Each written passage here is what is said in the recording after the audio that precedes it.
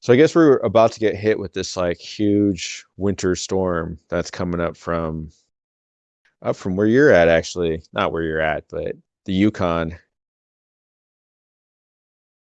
I didn't hear anything about this. What's the news?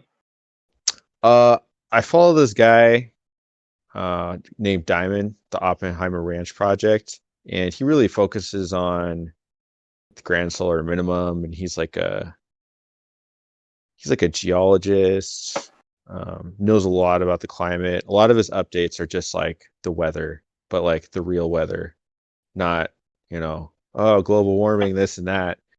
He's all about like electric universe, ancient like plasma storms carving the Grand Canyon, uh, the grand solar minimum, which is the decreased activity of the sun in cycles.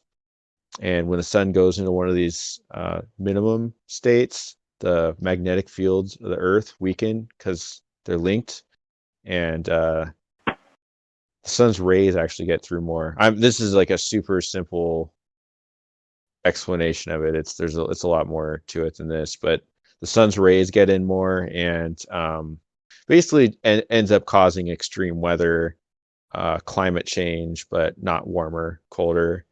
And you've seen those news stories of like Bill Gates buying up like all the farmland. Like he's like the biggest owner of farmland in the United States now. Right, So these guys know what's coming. Oh, and that's why there's so much Ukraine. That's why Ukraine is like in the news all the time. That's why there's so much fighting over Ukraine. Ukraine this, Ukraine that, Russia occupying Ukraine, these crazy elections, different factions fighting for control. Trump and Biden are like linked to Ukraine. It's because Ukraine is going to be like one of the only places that can grow food. It's it's going to be like one of the best places and only places where you're going to be able to grow food in pretty much that whole region. It's going to be super important.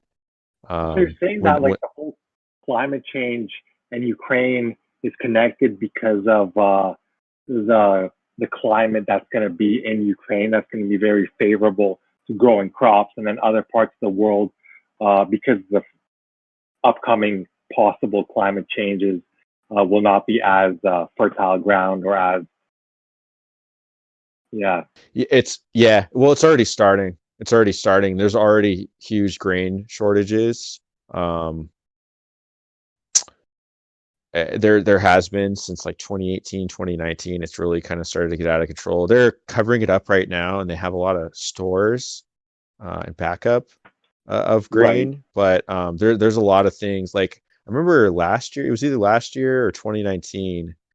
But a lot of the farmers in the Midwest here, the Midwest United States is where they grow most of the crops. Corn, it's like a big one, but then there's also like soy, sorghum, a few other ones.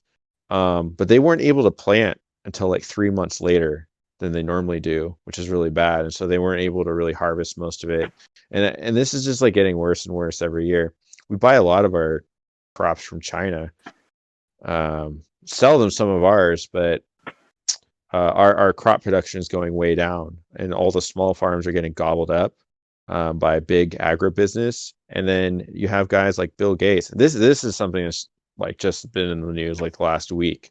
The Bill Gates thing is he is now the biggest owner of farmland. He's buying up all this farmland, and then Jeff Bezos steps down. He owns what, a grocery store. Uh, these guys know what's coming. They know the food shortages are coming.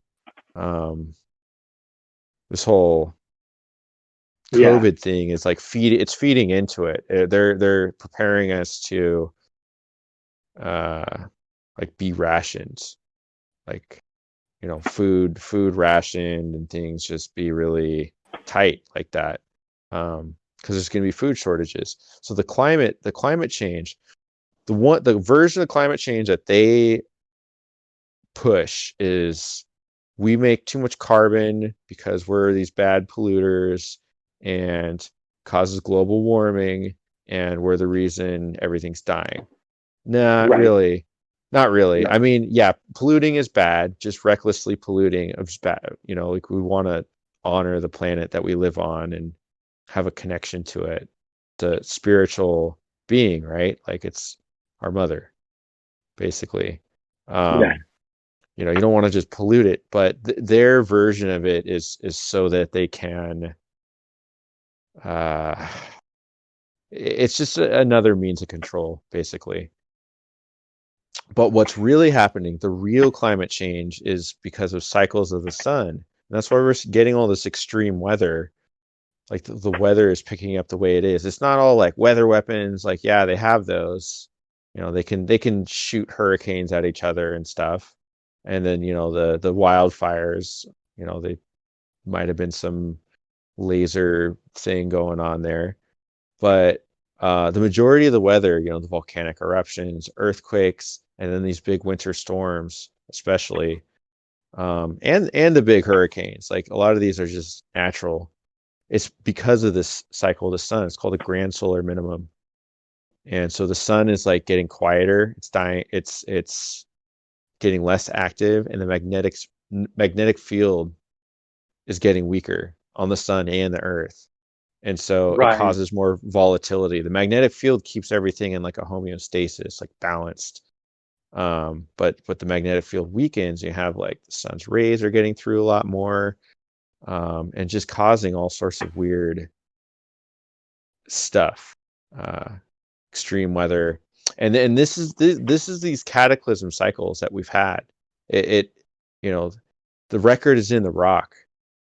There's a few guys that really break this stuff down, and they pretty much all agree on 90% of the, at least like the geological data. They have different ideas about, you know, how big the cycles of time are and how bad they are, and but they all agree like, yeah, like we can see that this happens over and over and over, you know, down to like 7 layers. There's been like 7 or 8 or more that, you know, we can't even see anymore, of these big cataclysms that are Yeah, like caused by they this sun cycle. I've heard that, they dig deep down and then they like look at the different layers of like the soil or rock. And, they can say like this layer is from like, 500 years ago to 700 years ago.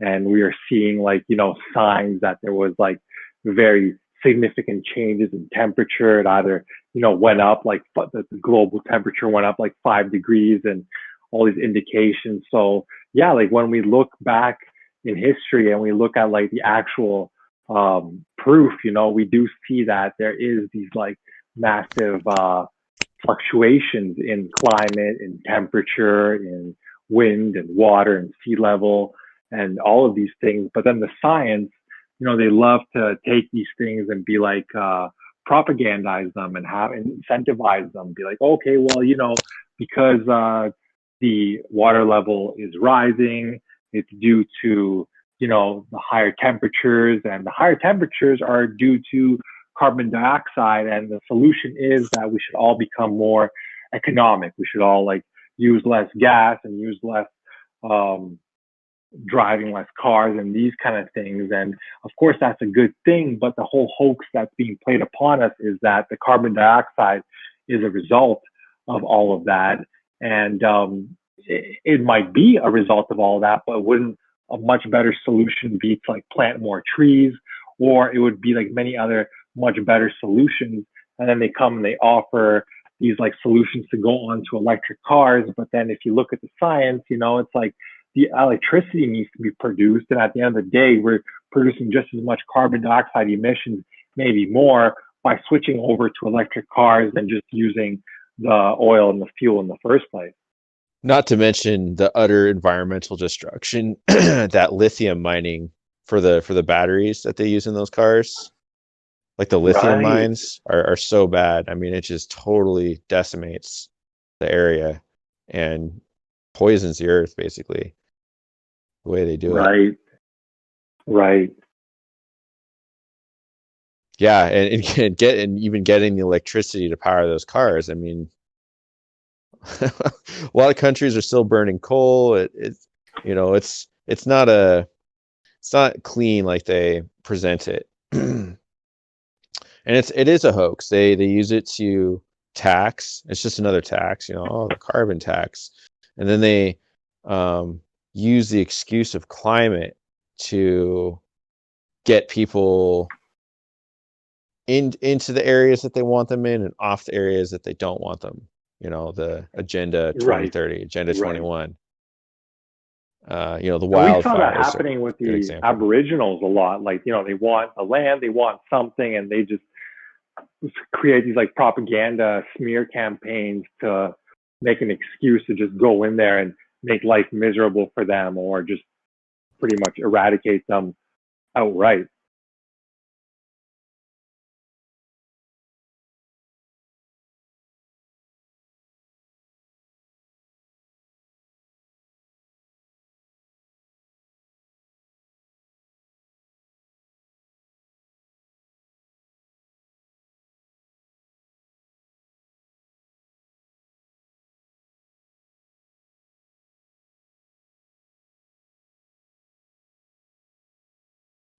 Yeah, going back to what's happening with the climate, like this is just one of the this is here and it's now, and this isn't something that's like, oh, maybe it's coming. It's already happening. These big winter storms that are coming down. I was just like in the shower, I was listening to his latest update, and I mean, he's like temperatures of -17 in Texas, and I mean, it's just crazy, crazy. -40 up in the places that are cold.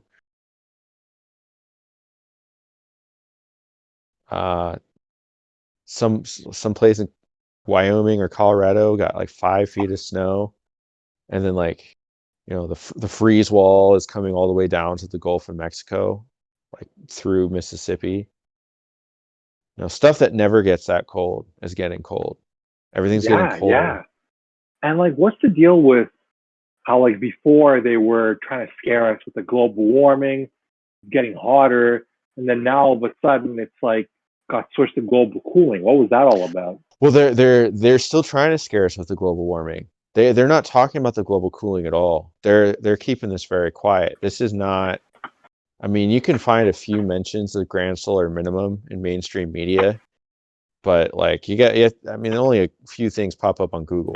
Right? There's like a Newsweek article or something, I think, and they just kind of like, oh, it's they don't make a big deal about it, but it's like a really big deal.